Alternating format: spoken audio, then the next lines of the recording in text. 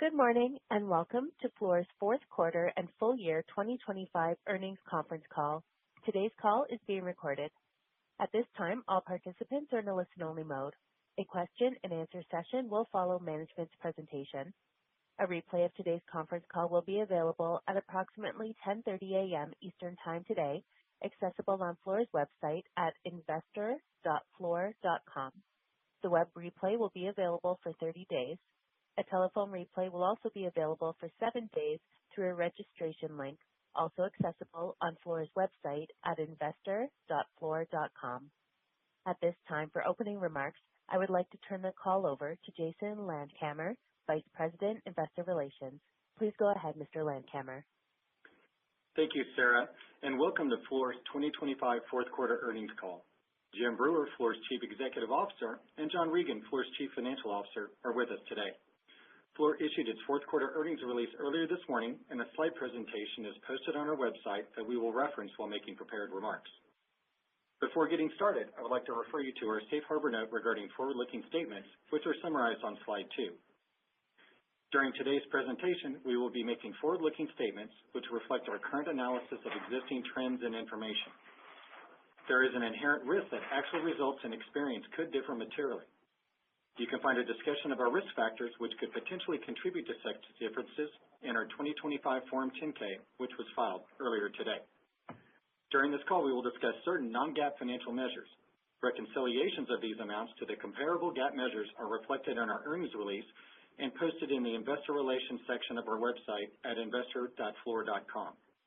When discussing revenue and related margin, we are introducing disclosure for adjusted net revenue and adjusted net margin, which we determine by reducing GAAP revenue to exclude at-cost revenue, which we define in the 10-K. I'll now turn the call over to Jim Brewer, Fluor's Chief Executive Officer. Jim? Thank you, Jason, and good morning, everyone. Thank you for joining today. I want to start by sharing my perspective on 2025, what's ahead of us in 26, why we're excited about our strategy, and the business conditions supporting our growth. Please turn to slide 3. When I think about our current state, it's helpful to reflect on the progression of our strategic journey over the past few years. We executed our fix and build chapter early in the decade, where we prioritized actions critical to our long-term success. These included creating a robust capital structure, reestablishing disciplined pursuit principles, and diversifying our mix of revenue. Last year, this management team launched the next chapter of our strategy, Grow and Execute, with a focus on growth, project delivery, and returning value to shareholders. Since then, we deployed $754 million in share repurchases in 2025, plus an additional $335 million to date in 2026. We achieved a monetization solution for our investment in NuScale, with $2 billion received since September of 2025 and more to come in the next few months. We completed the sale of Stork and signed an agreement for the sale of the CFHI yard.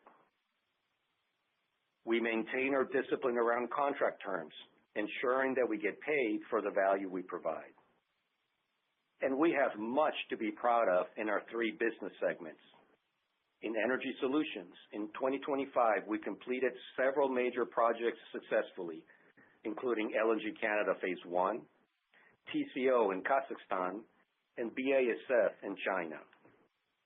In Urban, we expanded in key markets, including a major award related to the largest pharmaceutical project in the world, a rare earth project in the United States, copper and iron ore projects across multiple continents, and a semiconductor tool install.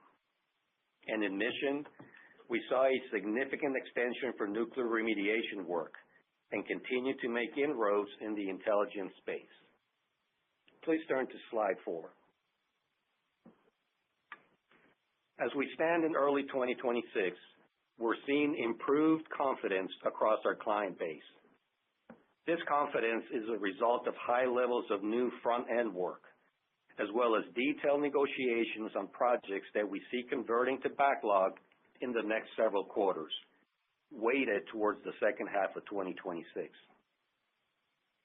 The uncertainty and hesitation that we saw last year is abating. Furthermore, after last year's disruption, the Fluor team has been very active in finding new opportunities in our target market and progressing the ones already in-house. We're actively pursuing and shaping prospects across LNG, mining and metals, advanced technologies, and nuclear fuels. We also saw an increase in prospects in both gas-fired and nuclear power projects.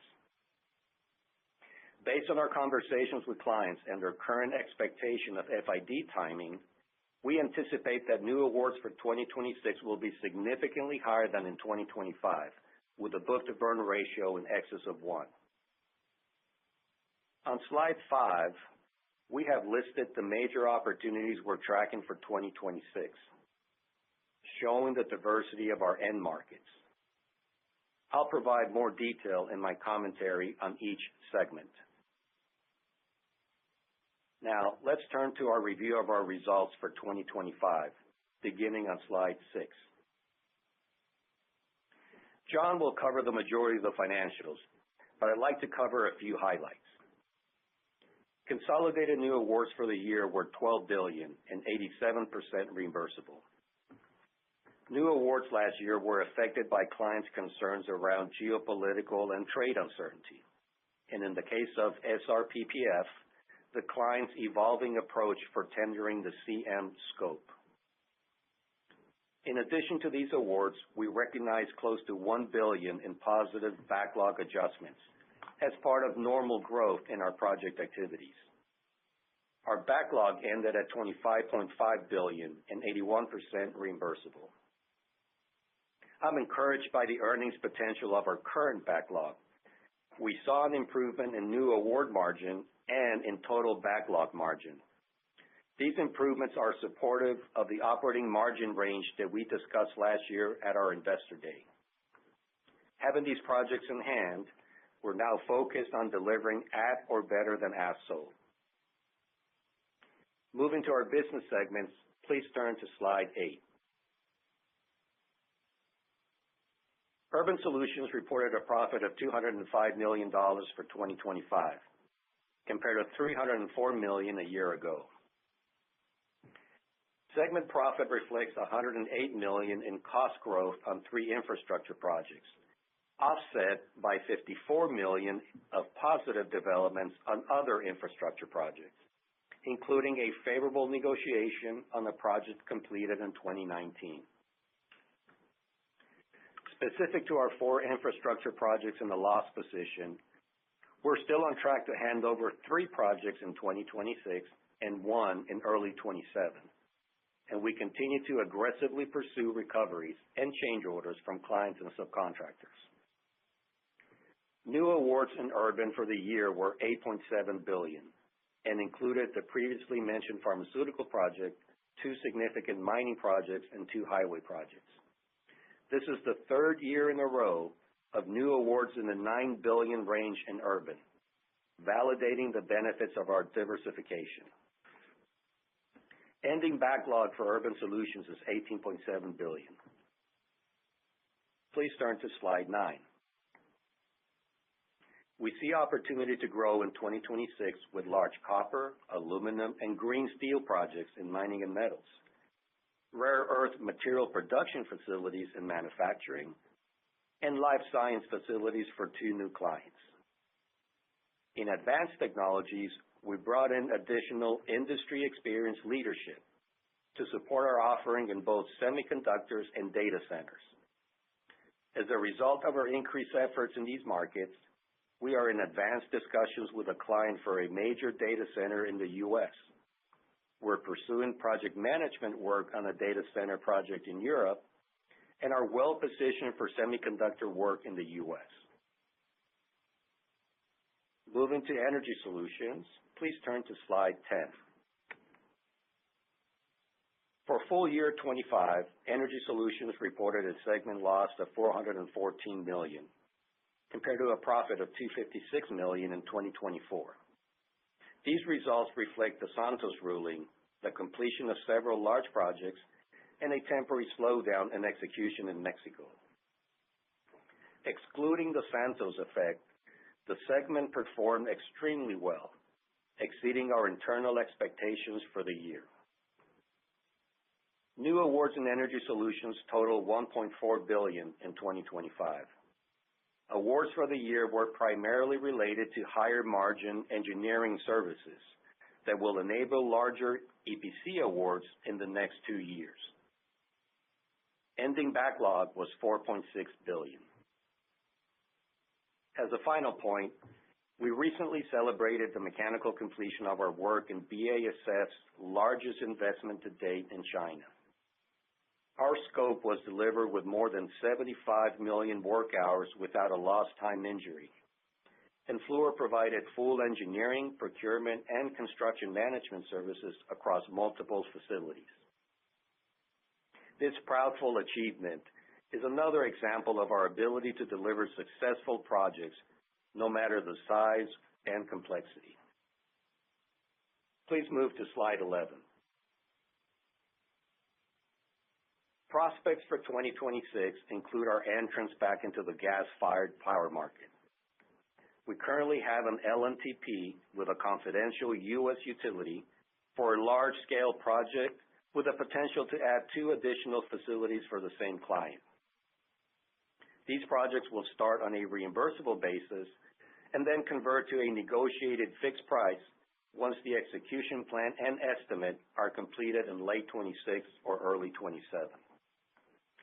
We're very excited about these opportunities because they reflect our ability to jointly develop a contract and execution plan with the client, driving a win-win outcome under fair and balanced terms.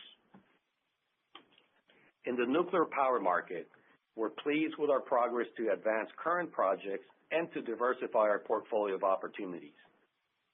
On the Chernobyl project, we continue to advance the front-end planning with the client and our JV partners, and expect to finalize all deliverables and EPC estimate by the end of 26.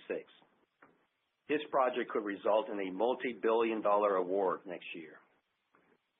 On the RoPower SMR project, we're actively coordinating with the client, the U.S. and Romanian governments, and with NuScale to obtain the next stage of funding to progress that project beyond the recently completed FEED. We're also pursuing additional opportunities in conventional nuclear and SMR projects in partnership with several technology providers. So as you can see, we continue to expand and diversify our nuclear power portfolio, which we believe will provide significant growth potential in the mid to long term. In LNG, we continue to support the LNG Canada client as they work towards a decision on phase 2. We're looking forward to replicating the success of phase 1 in this next phase. Our LNG team also recently started a FEED package for a portion of a U.S. LNG facility. Turning to Mission Solutions, please go to slide 12. This segment reported a profit of $94 million for the year, compared to $153 million a year ago. Results for the year reflect $60 million in the aggregate for the recognition of reserves on a DoD project and a previously disclosed ruling on a project completed in 2019. New awards total $1.8 billion, similar to 2024. Awards included the start of a 6-year contract to extend our presence at the Portsmouth site. Backlog was $2.2 billion compared to $2.7 billion for 24. As previously explained, these numbers exclude the work performed under the equity investment method. For 2026, we see opportunities in the civil agency market, including FEMA and the National Cancer Institute, pursuits in our national security business, additional LOGCAP work, and support services for the intelligence community. Mission is very well positioned for nuclear fuels work, combining our EPC expertise with our extensive nuclear experience with the government. We expect this market to expand as the U.S. drives investment to increase domestic production. In this sense, we're extremely excited with last week's announcement of the Centrus Award for the EPC of a major expansion of its Ohio uranium enrichment plant. We're proud of our long-standing partnership with Centrus and our contribution to rebuilding the U.S. nuclear fuel supply chain. We recognize an early engineering award in Q1 and expect meaningful EPC awards in the second half of 26 and into 27. We continue to have a full team deployed on the SRPPF project, which is part of our scope at Savannah River. While we had previously anticipated a full release in 2026, we are awaiting additional information from the U.S. government as to timing of next steps. Before I hand the call over to John, I wanted to briefly discuss artificial intelligence, which is a topic of great interest in our industry. Please turn to slide 13. When it comes to AI, Fluor was an early adopter. We began our AI journey in 2018 by developing a predictive analytics platform built on data from more than 200 of our largest EPC projects. This foundational work allows us to benchmark schedule, planning, and cost performance using proven historical outcomes, so projects are planned with greater accuracy and discipline from the start. At Fluor, we view AI as a strategic advantage that strengthens our fully integrated EPC model. AI will enhance our ability to plan, design, procure, and build, improving decision timeliness and quality, accelerating execution, and sharpening our competitive edge. As of today, we've deployed AI across the project lifecycle, from predicted analytics on capital projects to intelligent pricing insights across the supply chain. These applications are already embedded in how we plan projects and engage with suppliers across key markets. We have also implemented AI applications across individual functional roles, including HR, finance, legal, and procurement. Building on these capabilities and looking ahead, we are evolving our project delivery platform into what we call the project of the future. While still in the early stages, this next evolution of our platform is intended to deliver shorter schedules and greater cost competitiveness for our clients. We look forward to sharing more details in the future. With that, John will give us the financial update. John? Thanks, Jim. Good morning, everyone. Today, I'd like to complete the picture of 25 results and share our view on the year ahead, including some thoughts on capital returns. Please turn to slide 15. There are some key things to consider within our full-year GAAP results, including, 1, the $643 million charge related to Santos, which we booked as a reduction to revenue. Now, in Q4, we saw a modest clawback of $10 million as we further tightened the earlier estimates coming out of the judgment, and we saw more contribution from our insurance carriers. 2, we recorded $210 million in equity method earnings, driven mainly by our investment in NuScale and the Q1 NTTA impact. The accounting for NuScale in Q4 is very nuanced, so we'll comment more on that in a moment. 3, we recognized $108 million in cost growth across 3 infrastructure projects, including a $30 million effect during Q4. And finally, we had $43 million in restructuring costs. To better optimize our operating platform for the current execution window, we recognized $16 million of this in Q4, with all year-to-date amounts included in our SG&A. Coming back to equity method and NuScale, because we had not completed the forward sale program until last week, we kept all 111 million shares on our balance sheet through year-end. The $2.2 billion loss in the quarter represents the $22 decrease in NuScale carried across all 111 million shares, but offset by the $200 million we recognize for the derivative asset associated with the forward sale, which amounted to roughly $3 per share for the 71 million shares within the program. As I said, nuanced. All in, our carrying value for the 71 million shares in the program completed last week was $1.2 billion, and we received $1.35 billion, so the difference becomes a realized gain in Q1. Please turn to slide 16. For 2025, our 10-K reported a consolidated segment loss of $109 million, which was significantly impacted by Santos. Adjusted EBITDA for 2025 was $504 million compared to $530 million a year ago. Our adjusted EPS of $2.19 compares to $2.32 in 2024. G&A for the year was $196 million, down from $203 million reported a year ago. This reflects a decrease in stock-based comp expense, but was offset by the restructuring costs of $43 million. Net interest income in 2025 was lower at $67 million compared to $150 million a year ago, as a result of both lower interest rates and the level of cash balances at our more significant JVs. Moving to slide 17. We ended 2025 with $2.2 billion in cash and marketable securities, compared to $3 billion a year ago. Remember, we had several outsized items impacting year-over-year cash, including share repurchases, the NuScale monetization in September and October, plus the Santos payment in Q4.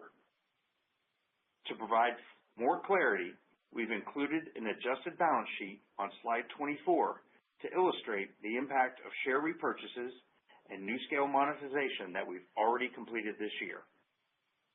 It shows a $1 billion augmentation of our cash balance and positions us to execute the capital allocation that we headlined in today's earnings release, and to do so with supreme confidence. We ended 25 with operating cash flow of a negative $387 million, largely due to the $642 million paid to Santos. Absent that, cash flow remained robust. As a reminder, our payment to Santos in Q4 enabled us to move ahead with our appeal, which is currently slated to be heard in mid-26. While we are hopeful for a more positive outcome via the appeal, we don't see any material downside to pursuing it. As it stands, we don't expect any meaningful updates regarding the appeal and any insurance recoveries until the second half of the year.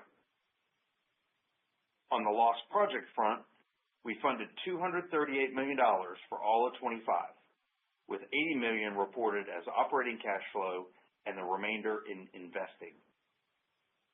By virtue of the further widening in Q4, we now expect that 2026 will see approximately $220 million in funding, including $90 million within OCF. Backlog for legacy projects now stands at $250 million, compared to $700 million last year. Please turn to slide 18. We're very proud of 2025 on several meaningful fronts. We had over $750 million in share repurchases in the calendar year, resulting in an 11% decrease in float. We converted all of our NuScale holdings and embarked on a comprehensive plan to monetize them.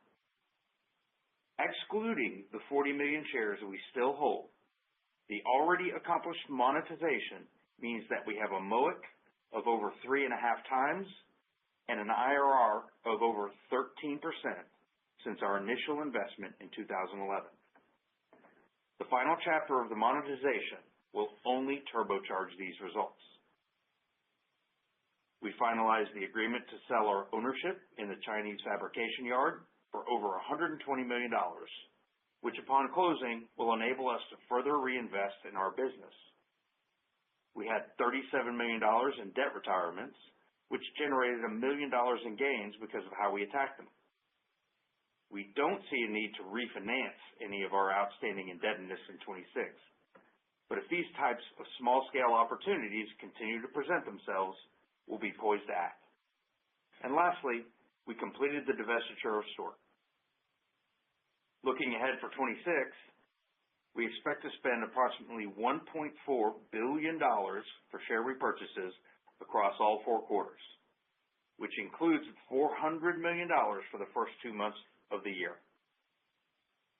We also expect to conclude our NuScale monetization efforts during Q2. By virtue of the NuScale proceeds and our operating results, we'll continue to put a priority on investing in our capabilities and our people, with a focus on building additional expertise and depth, reviewing tuck-in M&A opportunities that directly advance objectives within our target markets, and continuing meaningful share repurchases beyond 2026 based on free cash flow performance. Moving to slide 19 and the outlook. For 2026, we are establishing our initial adjusted EBITDA guidance in the range of $525 to $585 million. When we think about adjusted EPS in 2026, the significance of the share repurchases will play a big role in reducing outstanding shares. Assuming we complete the entire program at $45 per share, which was Friday's close, we'd expect adjusted EPS to be in a range of $2.60 to $3 on an adjusted basis. 2026 operating results are weighted a bit more heavily towards the second half of the year. Our expectations for operating cash flow are approximately $300 million, but that figure excludes the over $400 million for the tax bill on last year's NuScale conversion, which comes due in Q2. It does, however, reflect the lost project funding I discussed earlier. Our key assumptions and expectations for 2026 are shown on the slide, including a new awards book-to-burn above 1, based on the continued optimism that you heard in Jim's commentary. Corporate G&A expenses of approximately $175 to $185 million. Now, this range excludes up to $10 million we could incur for early work on a potential replacement of our ERP. An income tax rate of approximately 26 to 28%. And while revenue is increasingly difficult to predict, in part due to the impact of varying levels of ad cost revenue, we expect our split to be approximately 20% in energy solutions, approximately 65% in urban, and approximately 15% in mission. Assuming these splits, our expectations for reported segment margins are approximately 3 to 4% for urban solutions, approximately 4 to 5% for energy solutions, and approximately 6% for mission. As an alternative view to margins, and using the definitions outlined in our 10-K filed earlier today, I wanted to highlight slide 25, where we have presented our view on consolidated adjusted net margin, including the growth we saw in 2025. In the spirit of transparency, we expect to elevate our disclosure in this area for 2026. And with that, operator, we're now ready for our first question. Thank you. If you would like to ask a question, please press star 1 on your telephone keypad. If you would like to withdraw your question, simply press star 1 again. We ask that you please limit yourself to 1 question and 1 follow-up. Thank you. Your first question comes from Steven Fisher with UBS. Your line is open. Thanks, and good morning. Congrats on all the progress in 2025. Just to focus a little bit on the initial guidance, it seems like it was a little bit better than what you were thinking back in November, December, when we're talking about sort of a flat to maybe modestly higher. Just curious kind of what changed. It sounds like maybe you're hearing a little bit of confidence from your customers. Just if you could talk a little bit about that. And then what specifically still has to happen to hit those targets? Are you requiring some of these bookings in the second half to make a meaningful contribution? Thank you. Morning, Steve. This is Jim. Let me start, and then I'll ask John to supplement. We feel good, Steve, of where we are. We feel good about the diversity of prospects we have in front of us and the likelihood of converting. We are saying that a lot of the awards are going to come in the second half of the year, so the contribution for this year's income statement is going to be modest, I would say. So a lot of our confidence is also what's in backlog. So it's a combination, but where we sit today in February, John, I would say in the 70% plus or minus is already in backlog, maybe a little bit higher. The rest would have to come from what we call book and burn, Steve. But we feel, given the quality of prospects and given I would say, the maturity of these opportunities, we feel pretty good about it. John? Yeah, I think you're spot on, Steve. Good morning. In respect of what's coming from backlog for the EBITDA guide, yeah, Jim's right. It's probably in that 2/3 to 3/4 range, and the rest of it is kind of a comfortable book to burn for us based on kind of historical trends. So no major concerns there. And then look, I think the slightly uplifted guide is based on some of the confidence that Jim referenced, and in part due to some better execution. You know, we spend so much time talking about our problem projects, we forget that so much of the portfolio continues to execute at greater than as sold. And so as we're seeing uplifted margins in some of those backlog projects, the drop through into the income statement in 26 is meaningful. Great. Thanks very much. The next question comes from Jamie Cook with Truist Securities. Your line is open. Hi, good morning, and lots of accomplishments in 2025. Jim, I guess just my first question, it seems like the opportunity on power as you sit going forward relative to where we were last year seems to have improved, quite a bit. So is there any way you can help me understand, if given the prospects you're seeing today, like what % of your business could be power, let's say in the next 3 years, like on a backlog basis? And just, are you seeing any improvement in terms and conditions with utilities, given, they've historically been a difficult customer to work with before? Understanding the contract will be hybrid, cost plus, then go into fixed price, but just any commentary on the, terms and conditions or competitive environment that makes you comfortable going in this market. Thank you.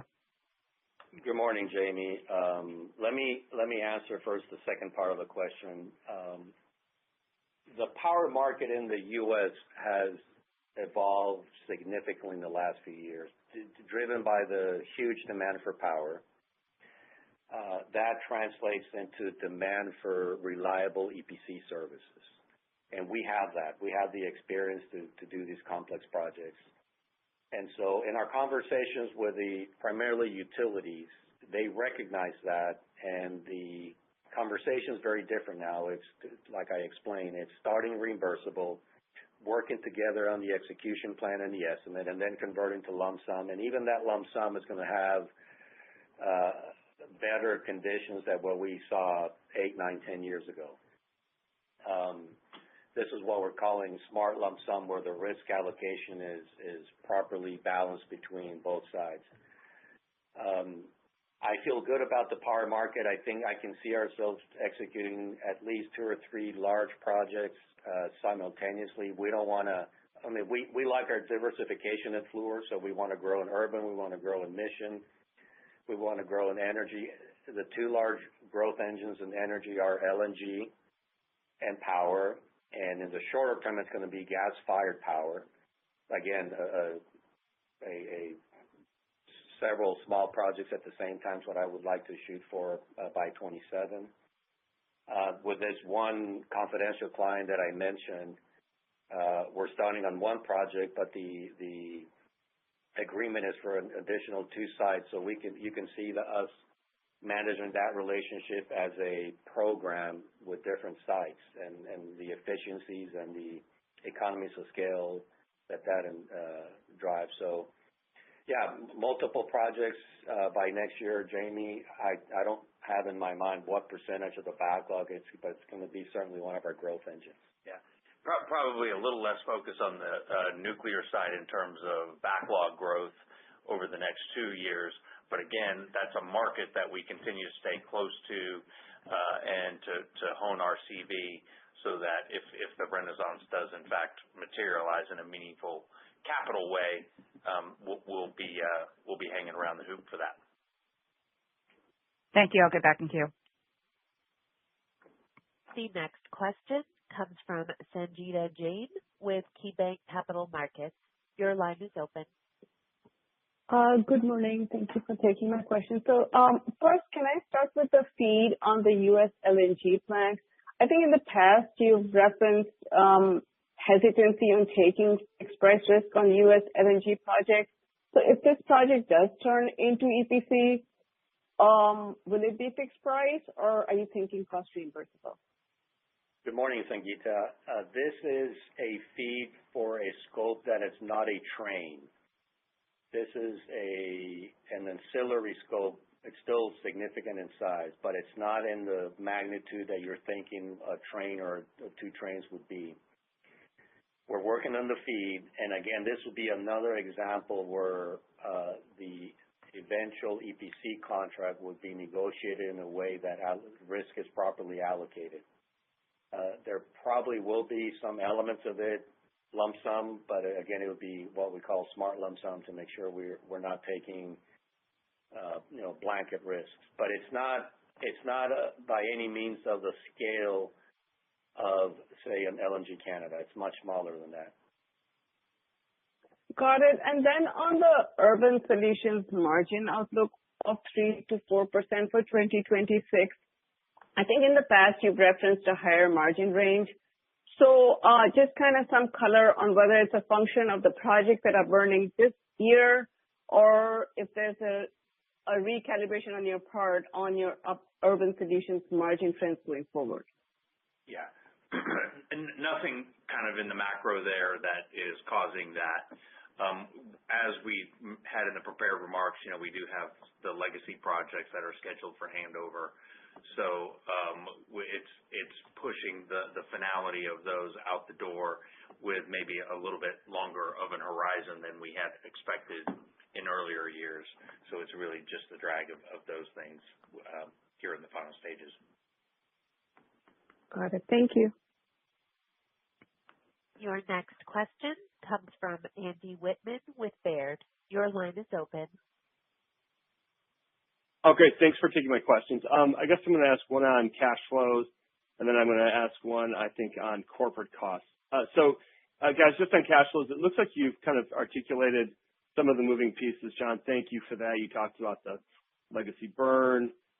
You talked about the cash tax payment here coming early in the second quarter for the new scale. One thing you didn't talk about was some of the JV cash, and this has been a number that, a couple of years ago was very large, and it's been getting small. But maybe if there's other moving pieces on the cash flows that we should maybe understand, even if they're a little bit more minor, but particularly JV, maybe you could talk about that, please. Yeah. So you're spot on. So taxes are a big driver of cash flow, and it's that nuance of I pay in the succeeding year the tax bill for the earlier year. So having consumed a fair bit of those tax attributes that we've talked about, we're going to be a little more regular way taxpayer beginning in 2026. So we will see some cash outflow there. On the JV distribution front, not much in the way of expected changes coming out of Mexico. We are expecting a slight uplift in a almost nuisance percentage, but roughly comparable to slightly up coming out of Savannah River. And then in LNG Canada, we are expecting that to come backwards. We're expecting probably $60-ish million less in distributions coming out of Canada as that project is winding down and we make the final distributions accordingly. But given the lower effort that we've had in recent quarters, not surprising that the distributions themselves are coming down as that project nears completion. Okay. And then I guess maybe it's a little bit of a moot point because you gave guidance on your G&A expense. But I'm just trying to understand the moving pieces in the fourth quarter as well. Yeah. You had an environmental liability in there.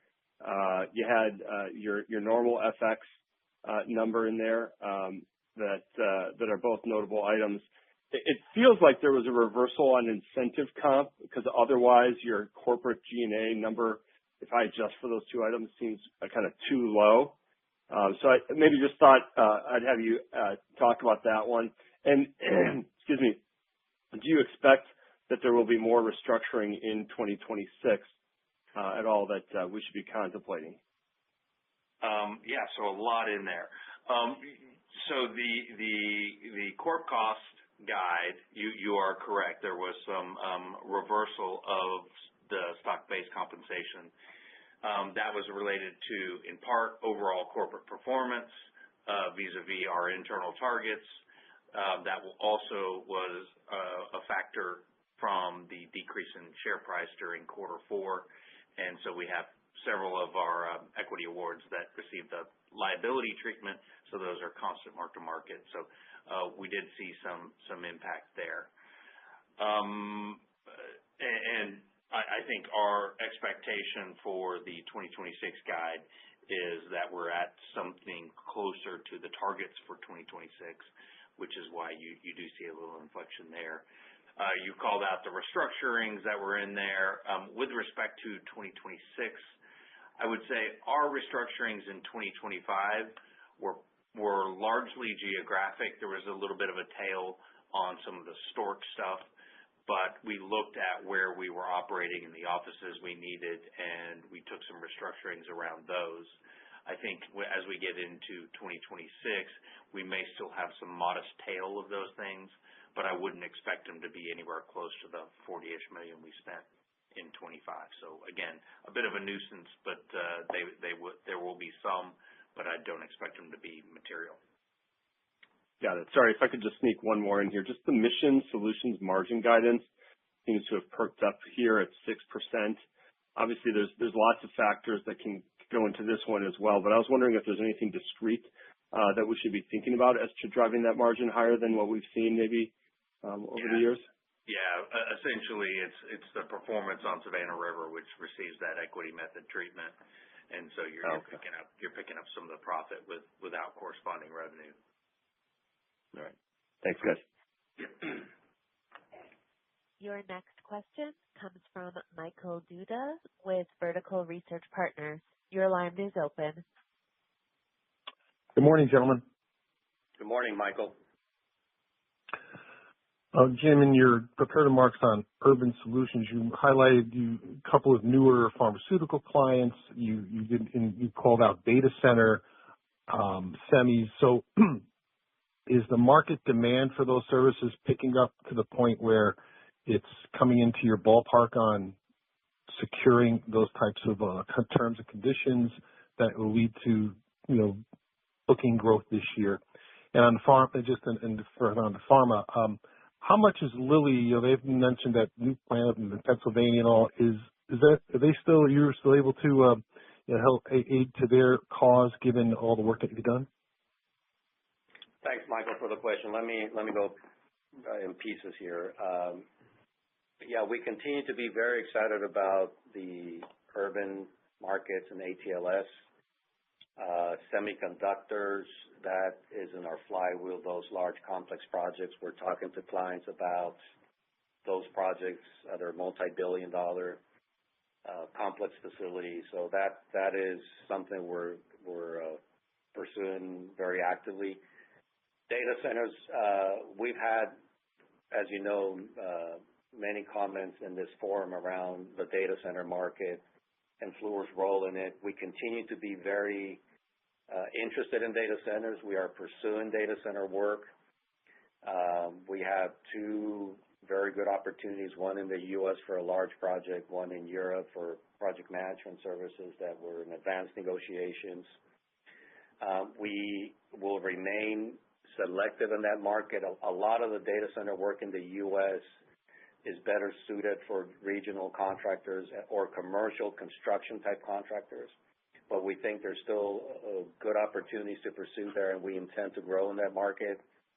And similarly in pharma and life sciences, Right now, we're executing a master project for Lilly in Indiana. It's actually two projects in one. And we are fully committed to making sure that project is successful. We're also chasing some other smaller facilities, still sizable projects, but not in the same scale. And as the Indiana job gets further ahead and there's line of sight on the completion, then I'm sure we're going to continue to do more work in that area. Thank you, Jim. And my follow-up is you've made terrific progress on your financial discipline and, certainly the contract terms, and it's very good to hear how the utilities are being more accommodative. In your longer-term goals that you've set out, you set out in your term here, how do you feel about the growth aspect, the adjusted EBITDA growth over the next few years, the new business opportunities? Is the demand in the market, increased confidence, lead you to some more added confidence of achieving those goals as we move forward? Mike, I feel very good about them. I feel very good because I'm confident that we have the right capabilities aimed at the right markets. The uncertainty and the disruption we saw last year in Q2, Q3 has gotten a lot better. I think our clients are getting used to the trade policy flux, and I think it's perhaps the new normal. And so they're looking past it and making plans for their CapEx programs. We have great end markets, and we talked about power. We talked about copper in the past. The copper demand, I think there's going to be an increase in copper demand, 30-35% in the next 5 to 10 years. Someone needs to build those facilities. We're the world leader in copper projects. In the U.S., the manufacturing boom on life sciences, data centers, semiconductors, and other types of facilities. Our work in government, fairly diversified across multiple agencies. So I feel very good. I think in our projections, Mike, we are still targeting the 2028 objectives that we laid out a year ago. Yes, there's a 4-quarter slide, if you will, due to 2025 events, but we feel very good about our 2028 objectives. Excellent, Jim. Thank you. Again, if you have a question, it is star one on your telephone keypad. Your next question comes from Andrew Kaplowitz with Citi. Your line is open. Hi, good morning. This is Natalia on behalf of Andy Kaplowitz. Hey, good morning. Hello, Natalia. Maybe the first question that I'll ask, your backlog ended over $25 billion. Can you provide more color on the conversion rates by segment for 2026, and how much of that backlog do you expect to convert to revenue in the next 12 months would be helpful? Well, I think it's in terms of how much of the backlog will convert to revenue, that's in that 50 to 60% range. And despite maybe an apparent wide gap there, largely hinges on, execution and client furnished materials and other things that could have significant impacts within that range. So I don't attempt to evade the question, but it's a high percentage of that backlog will drop. Got it. That's helpful. And then just curious, right, with the significant NuScale proceeds expected, how are you weighing share repurchases against your capital allocation framework? Or in other words, just curious about maybe an updated color on your pecking order. And just as a follow-up to that, you mentioned strategic investments in M&A.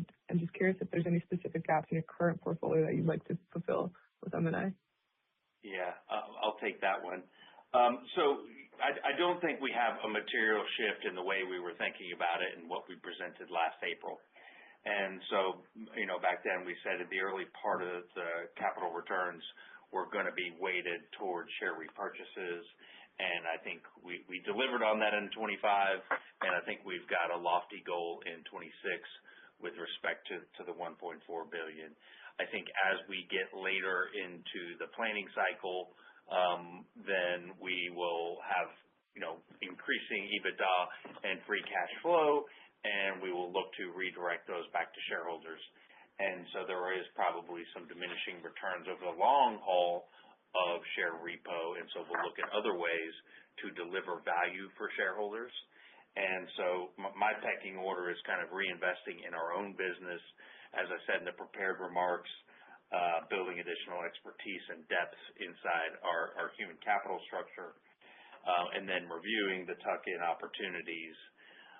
And so the tuck-in opportunities shouldn't be viewed as expanding into brave new markets, but again, adding depth to the markets that we have placed a priority on. And we've chosen the word tuck-in carefully, so as not to convey an inappropriately large size of an acquisition. So we do see opportunities on smaller scale acquisitions in several of our businesses. So that's how we're thinking about it. Okay, that's a helpful way to think of it. And maybe one last question on my end. Just taking a step back, right? You advanced from a fix and build approach to grow and execute strategy. So I'm just curious, can you talk about which end markets you feel you regain competitive advantages and which markets you're still seeing maybe more competition and pricing pressures? Let me start with that, Natalia. We try to pick only markets where we think we have an advantage. And so if you look at LNG in Canada, if you look at copper, if you look at nuclear fuels, if you look at DOE work, if you look at other large projects and other technologies, but projects that really demand Fluor skill set of complex project execution from front end all the way to construction. That's what we're targeting for. We had, as you know, Natalia, we've had a lot of discussions on data centers. That is a fairly new market to us, and we're a little bit behind catching up there. I'll admit to that. But again, we're maintaining that discipline where we're only going to go after projects where we think we have a high chance of success. So what am I most excited about and where do I think our strongest opportunities are in these projects that we've been cultivating in these markets that I just mentioned, because I think we really provide a competitive advantage there and clients are willing to pay for that value.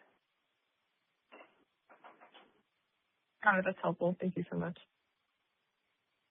This concludes the question and answer session. I'll turn the call to CEO Jim Brewer for closing remarks. Thank you, operator, and many thanks to all of you for participating today. As we enter 2026, we're excited about the future, given our capabilities, the macro environment for EPC services, and our competitive positioning. We appreciate your interest in Fluor, and thank you for your time. This concludes today's conference call. Thank you for joining. You may now disconnect.